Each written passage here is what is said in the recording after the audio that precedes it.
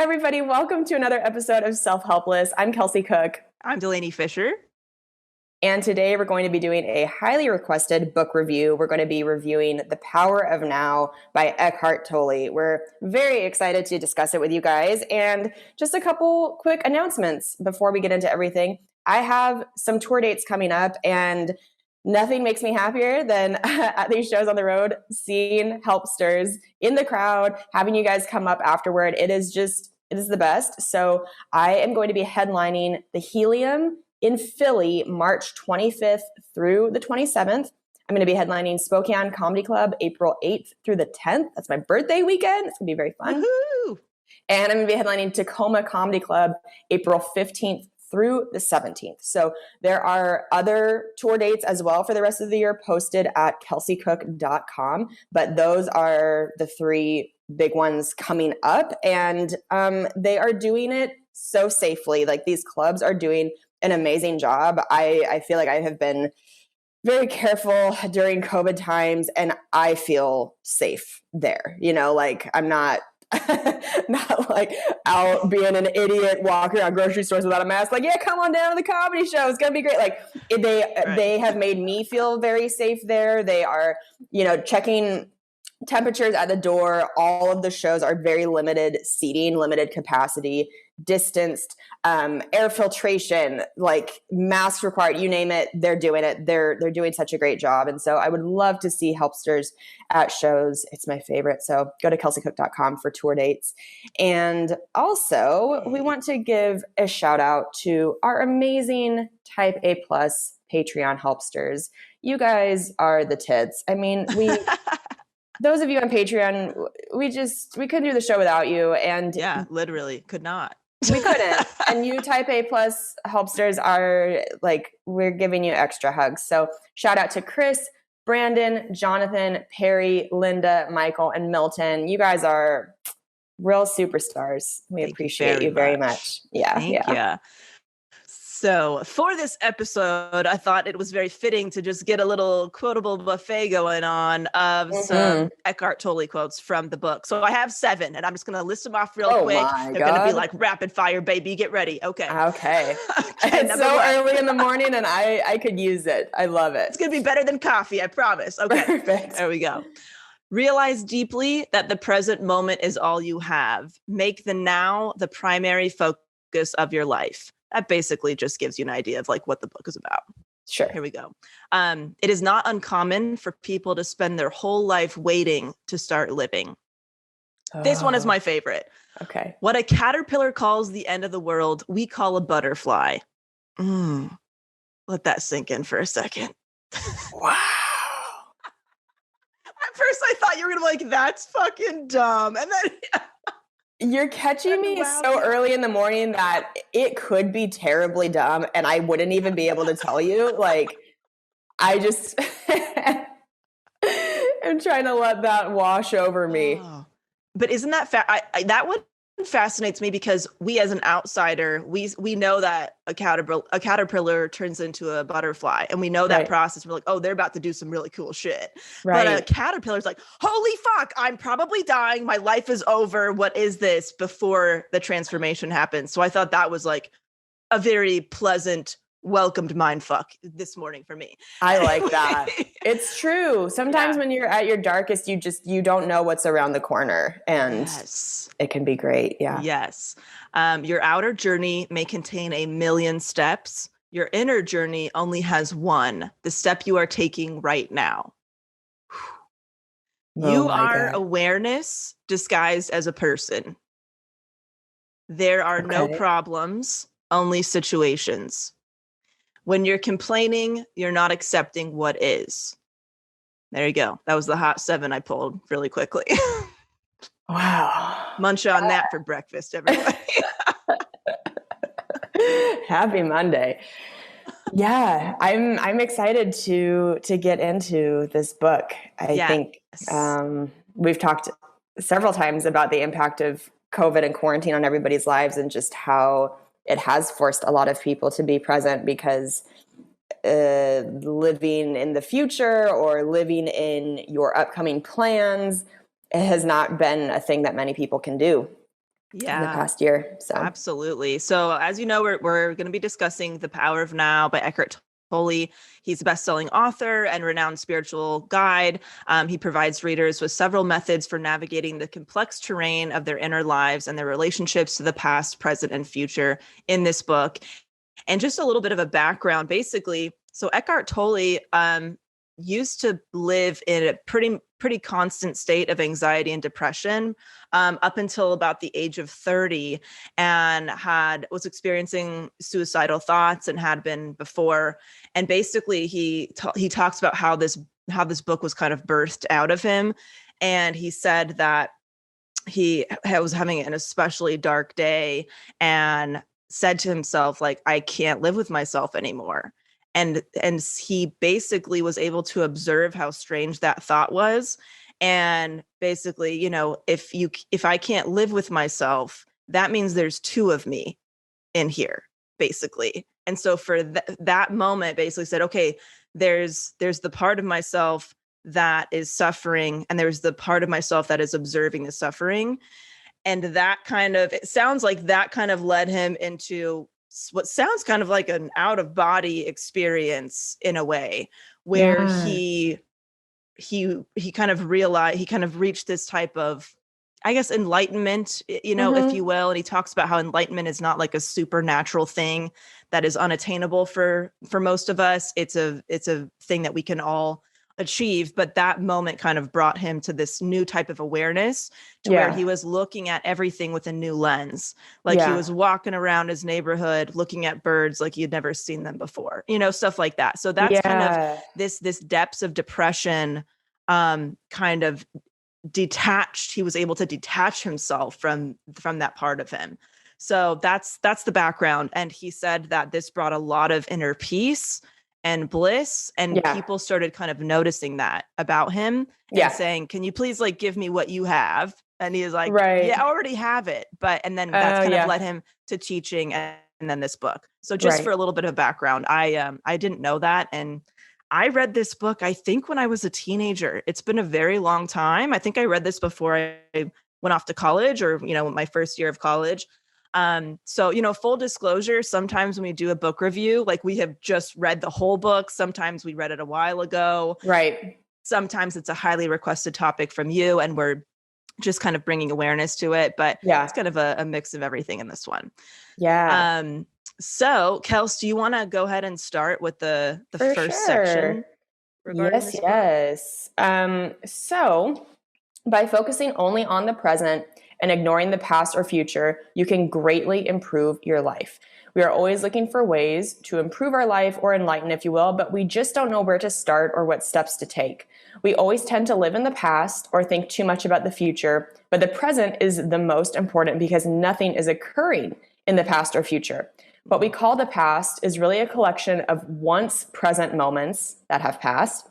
Likewise, the future is made up of present moments that have yet to arrive. There are no advantages to worrying about the future or dwelling in the past, but there are many to living in the now. If you manage to achieve that, you'll experience no major problems, just small ones that can be dealt with as they arise. For example, writing a research paper, this might seem exhausting, but if you just solve one little problem after another, gathering the data, developing a structure, writing the first chapter, you'll accomplish it more easily. Mm-hmm.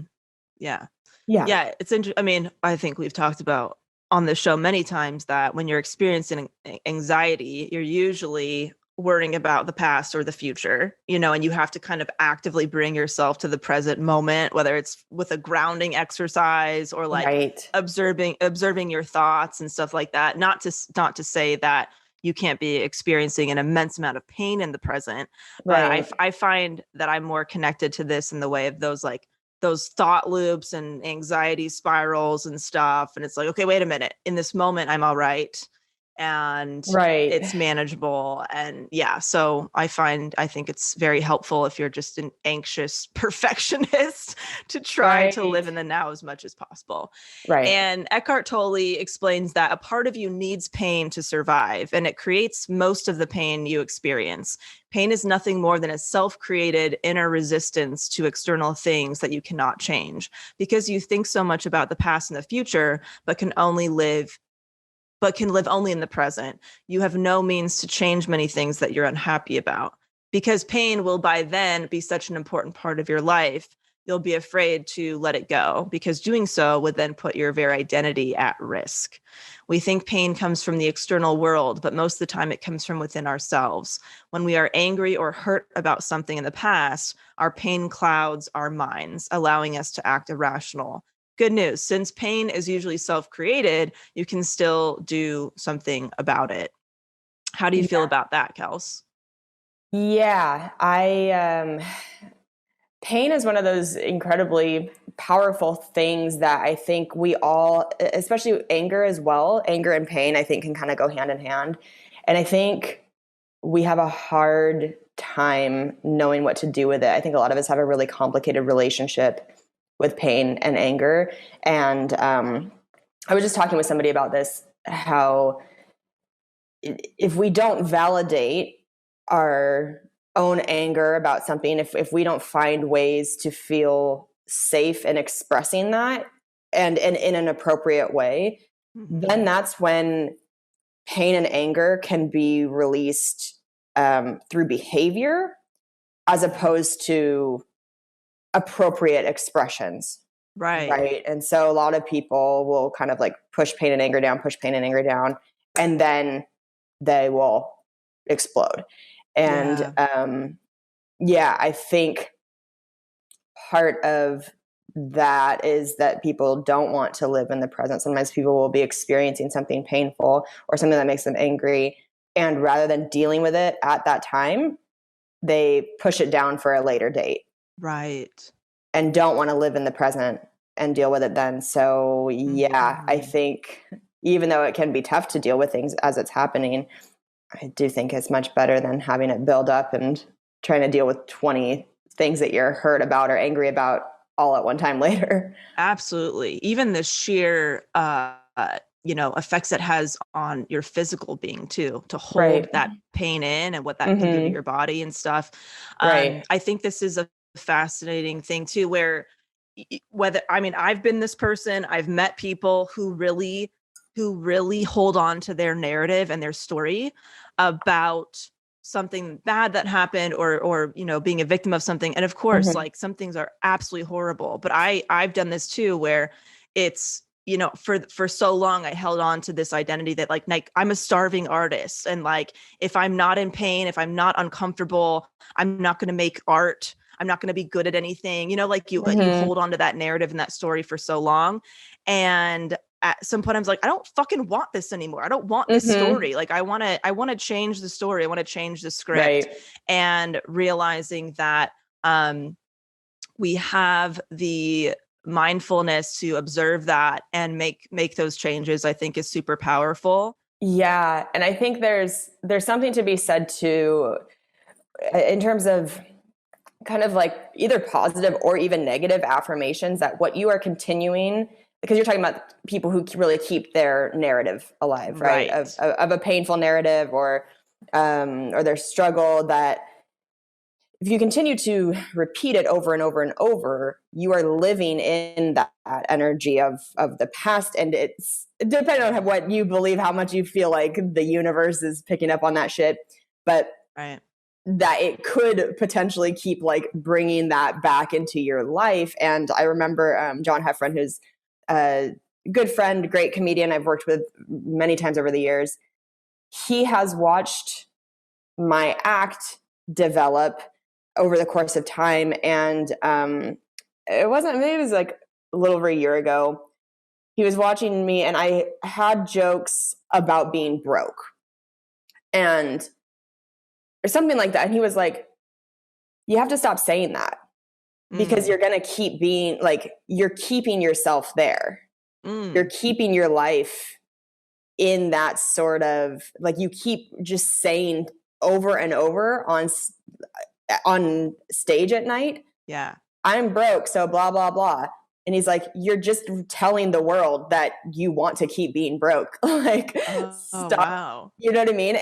right, And it was interesting too, because I was almost writing, it's the joke about tearing pieces of banana off with your teeth and then like spitting them on your right, cereal because you don't want to get a knife dirty. And yeah, it's true though that for so many years I didn't have a dishwasher in my apartment, and I would try to cook meals using as few dishes as possible because I didn't want to wash a bunch of dishes by hand afterward. yeah. And sometimes those sort of habits still stick with me. Like, I do have a dishwasher now, which I'm very grateful for. But there were times, even when I had gotten a dishwasher, I would still do that. But like, I think I was living in the past in a way and feeling like that was still this big part of my life. Like you're saying, the starving artist thing, like I have to keep living in that struggle and make that part of my art, that I'm broke or something. And I don't feel that way that I do anymore. That was a joke that was more based, like, I don't know, a few years ago, but Yeah. it doesn't serve me to keep saying something that is not my current life situation. So right. yeah, just living in the present and being in alignment with what your life actually is right now. Yeah. Oh, I love that.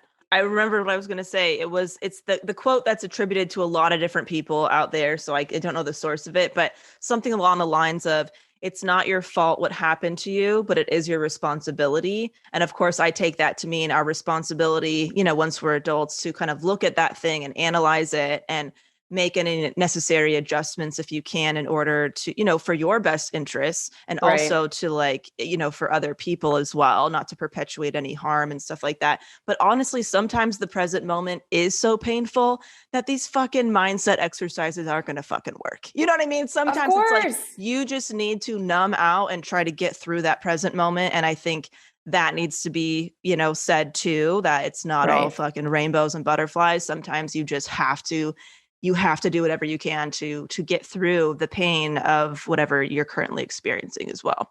Right. Exactly. Yeah.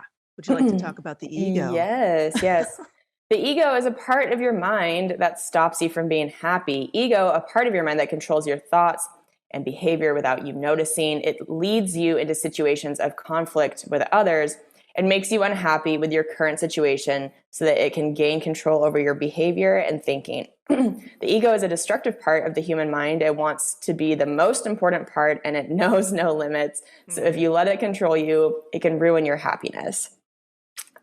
Yes. Oh boy. The ego's like the part of you that says something like, if this cake isn't perfect for Jenny's birthday party, then she's going to hate me and I'm going to have no friends and I'm going to be alone forever. Like if you let that take over, you're going to be doing you're going to be spending your time in a lot of anxiety, doing a lot of stuff that you don't want to be doing out of that fear. Yeah. The whole ego and social media are, buddy, BFFs. Like, it's the whole compare and despair. I just think that has ego written all over it, that where your ego, you can never give it enough. And it's a quote I've talked about on here before about the Desiderata, where there will always be greater and lesser persons than yourself. Like, if you look at it just in terms of like social media and everything, there will always be people that have more followers than you and less followers than you. Right. Yep. Absolutely. Yeah.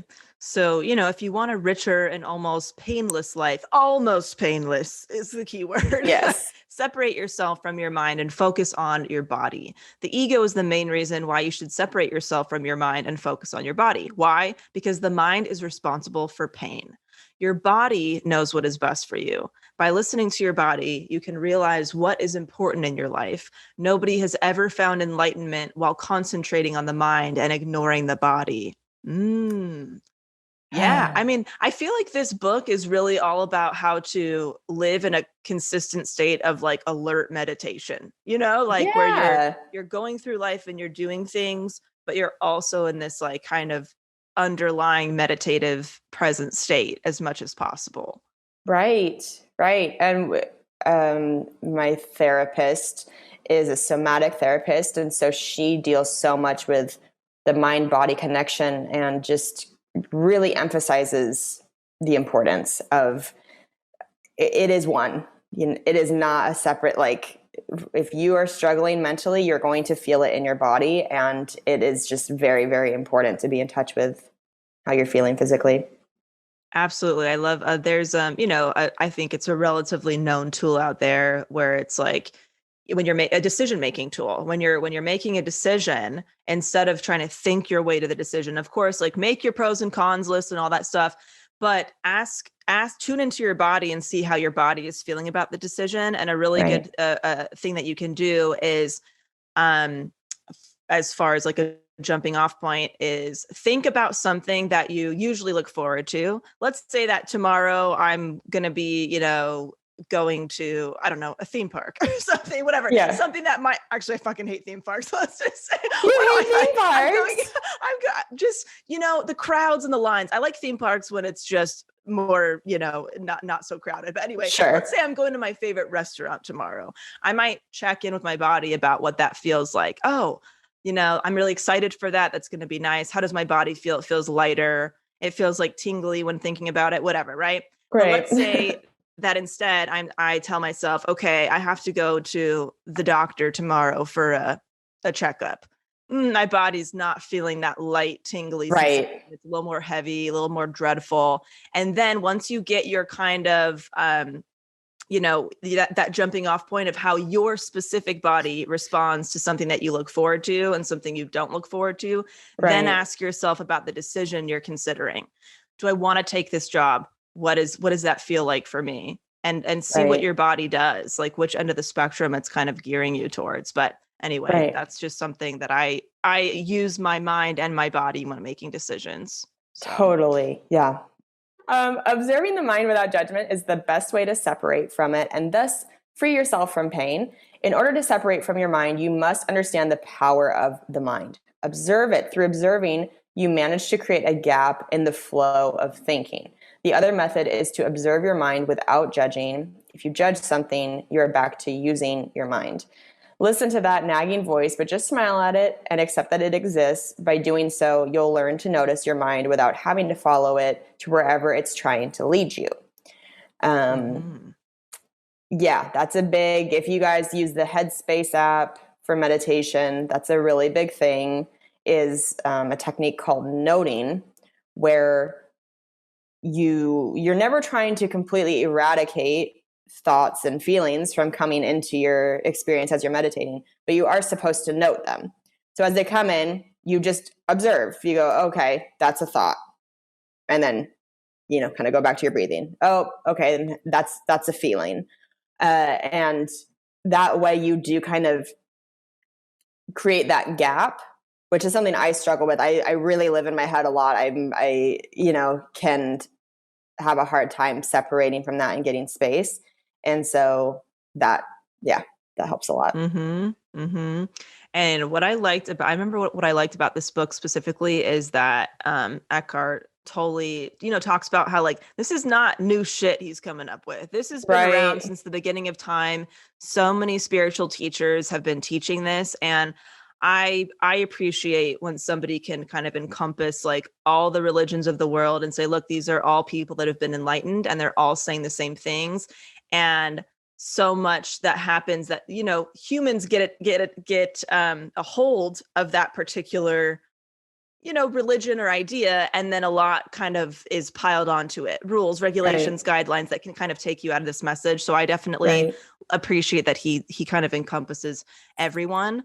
And the one takeaway that I remember from this book, because it was obviously over a decade since I read it, is the trying not to put labels on anything, like walking around and seeing trees and birds, but like taking that label away and just looking at it without that weird human label or knowledge that we've put on it, and be like, yeah, I call this a bird, but what the fuck is this thing? It's almost, that to me is like a way where you can basically walk around like you're high, but being stone cold sober. You're just looking at everything with a new lens in that way. Yeah, really stripping it down. Yeah. So trying to, exist in this state of permanent alertness while learning to separate your mind, you can also adapt another skill, active waiting. Active waiting when you're aware that something important or serious could happen at any moment. In such a state, all of your attention is focused on the now. While in this state, you also pay attention to your body because it has to be ready for anything to occur. The focus on the body is also crucial to living in the present. Yeah. See, that sounds like it could almost be stressful. I'm not a super big fan of that part of it. Like, right. Because that sounds like you're about to get kind of on edge, attacked by a bear or something, Right. Like, just trying to watch this TV show. It's a kind of a lot, Right. But yeah. But if you try to put it in a positive way, like I like the idea that you can be open to something good happening. Like you never know when something good is about to happen, but yeah. Or it's like, if you're walking around your neighborhood and you just like pass somebody without thinking about them, you know what I mean? Like you just kind of, you're in your own little world, but being alert, you might look and smile or something. Right. Yeah. Living in the present can be hard for your partner, but it can also improve your relationship. The insight you gain by living in the present can be used to disrupt otherwise endless cycles, like debates that never reach a conclusion. The inner peace that being present brings enables you to hear your partner without judging. If you live in the present, then living with you can be very difficult for your partner. It can even become a new test of your relationship. In the long run, however, it can offer a great opportunity for positive change for both your partner and for your relationship. Couldn't agree more with this. And I feel like we touched on it in a recent episode about getting the love you want, about just the importance of, if you are in an argument, like pausing and having that perspective, really being in the present, can make a big difference. Absolutely. And I think there's a happy medium between like remembering things that have happened in a relationship, just for you to make a decision about if you want to stay in that relationship, like if there's patterns or something, and being and then being in the moment, actually discussing the present moment and not bringing in a bunch of stuff from the past, unless it's maybe relevant to that decision of, am I staying or am I going, or whatever that might be. But I think that's kind of, you have to kind of be ginger about all that. Exactly. Yeah. This is, I think a lot of this book, it's like, I think it's very noble to strive to be living in the present all the time. But there are some things where I don't know that it's always advantageous to completely buy the book. Like you're saying, if you're in a fight with somebody and you keep having the same fight over and over, right, or somebody continues to consistently hurt you in the same way, and you just are like, nope, that's in the past, so I'm not going to think about that. I'm just going to keep doing this on a fucking loop over and over. It's like, well, who's that helping? Like, that's not good. So knowing when to bring that in, the present moment, and also the past evidence that might help you make an informed decision about the situation that you're in.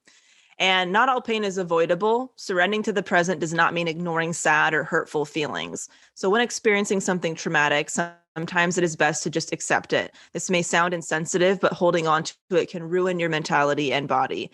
Things are as they are, and being sad is normal. By being present, you will be able to avoid most of the pain in your life, but not all of it. Furthermore, living in the present does not mean ignoring or suppressing pain. Instead, it provides you with the inner strength to accept such difficult and painful facts of life. Ooh. That's a tough one. It's definitely a tough one. It is a tough one. And I think it's a good reminder. Obviously, this podcast, we talk about so many things on the podcast, but we try, I think, overall to be a positive place and a motivating hour in somebody's week.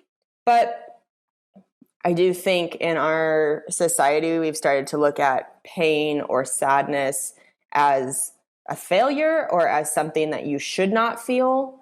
That if you're feeling it, it means there's something wrong with you. And I do think it's just a good reminder to, like, you will be sad sometimes. You will feel pain sometimes.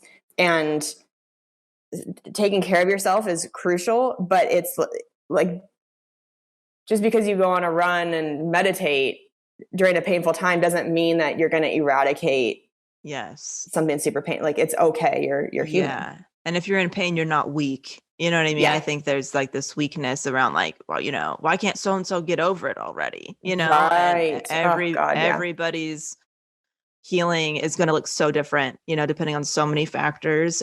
And yeah, it's part of accepting that suffering is part of this life that we're living.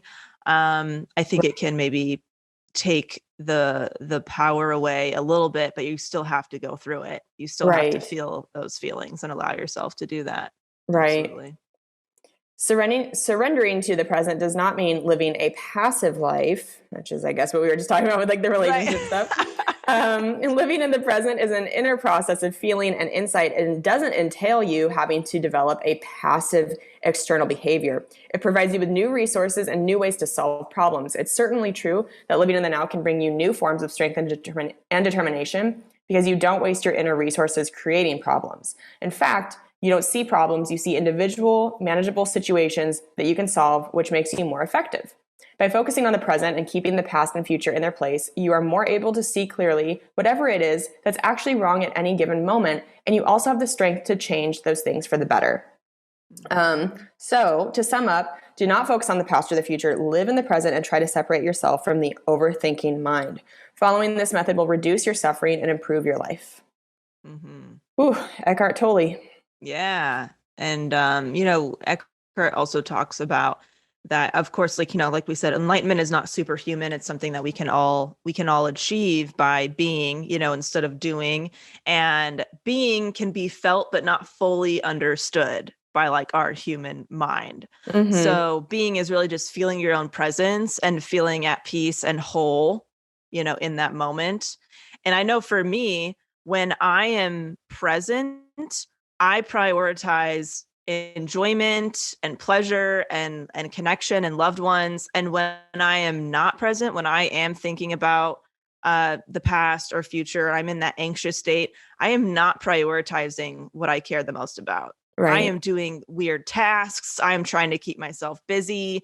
I'm kind of on autopilot. So I know for myself that trying to be present, it's helpful for me, because I definitely do more of the things that I enjoy and I actively seek them out, versus kind of, you know, being in this consistent like tornado of anxiety. Seriously, everybody, like go take a look outside and just remove the labels from everything. It is a fucking weird experience. Like, is this a tree, or this could be called a we don't know. What the fuck is this? Nobody else. Did you get high again before the podcast? Because so you don't even need to get high if you just oh my God, just high on snails and leaves. Put a snail on your boss's desk. That's not a snail. Who knows what it is? Yeah. Anyway, how do you feel overall about this concept, Kels? Yeah, I feel it very strongly. Particularly, I think right now in my life, sometimes I just think there are things that remind you that the present is truly all you have, and just the importance of that. Do you have any segments of any kind or anything? I can share a thing. I want to share the iTunes review of the episode real quick too. Yes. This is from Tina Forever. Says, wonderful podcast. Found this podcast and it's just what I needed and wanted. All of you are genuine, funny, and relatable. Still making this content in this time is helping me feel a little less alone. Feels like I found my people, and that means a lot. So thank you. Tina. Thanks. You, Tina. Thank you for taking time to. So lovely. Yeah, and I think that they might be Tina Forever, but Tina Forever is also pretty cool. Oh, sorry, Tina. Either way, we see you. Tina Forever.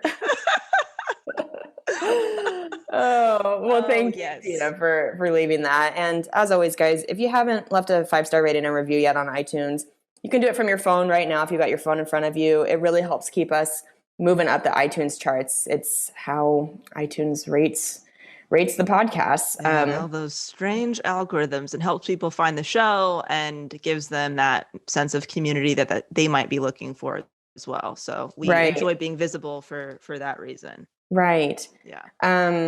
I wanted to say I just found a new way of meditating.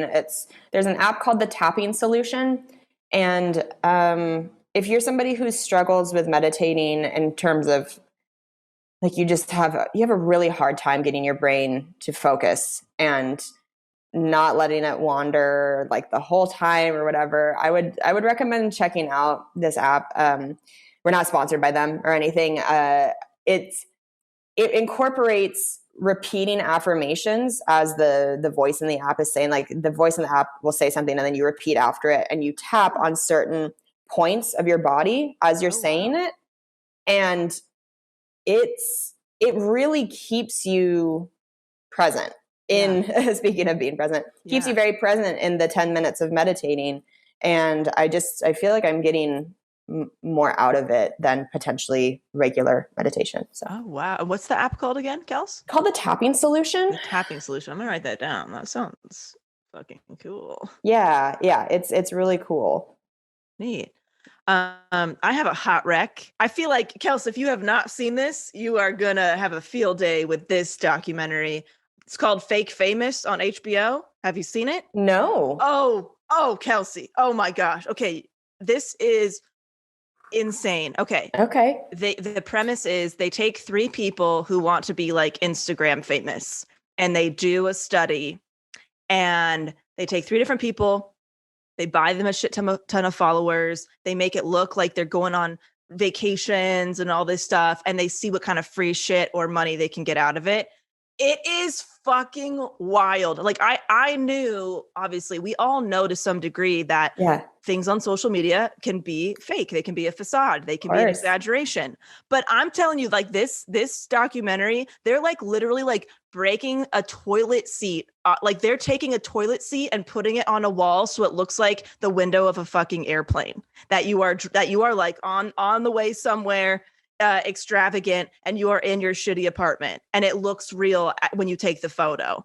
Renting out like sets that look like a private jet to take some photos and pretending that you're on your way in your private jet somewhere. Tagging yourself at like the Four Seasons, but you're really in some guy's backyard. It's so fascinating. It is so fascinating. Whoa. They talk about how prevalent it is for people to buy social media followers, buy fake engagement, buy the bots, like all that stuff. And it's so interesting to see what happens with these different people and the kind of impacts on their mental health as well. Because one person in particular really takes off, really takes off. And it was all built on a lie, you know? And I think it's so important to remember, like, we all have to look at social media and try to remember not to take it at face value.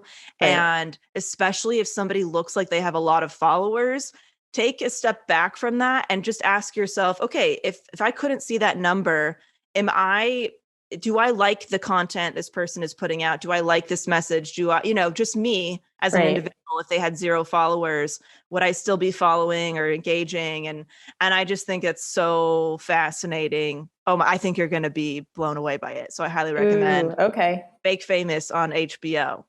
Great. I'm very excited. Oh, Kelsey, you have to text me right away. Okay.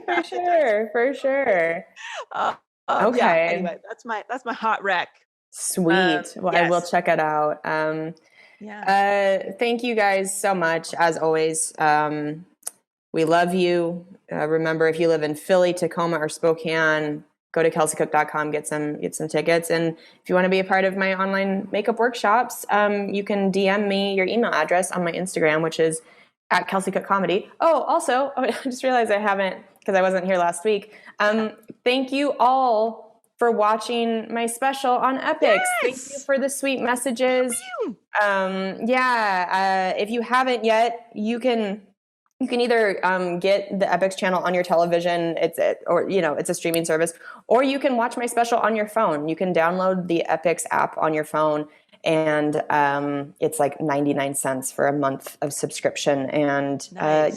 so thank Kim you and I got it guys. on Xfinity too. So if you have Xfinity, great. you can get it on there as well. Great. It's called Unprotected Sets. That's the name of the stand-up series. There's episodes, and it's me and another comedian each doing a half-hour special on the episode I'm on. And I would love if you guys went and watched it if you haven't yet. It's excellent. Go watch it. There's also interview aspects in between, the bits, which is really cool.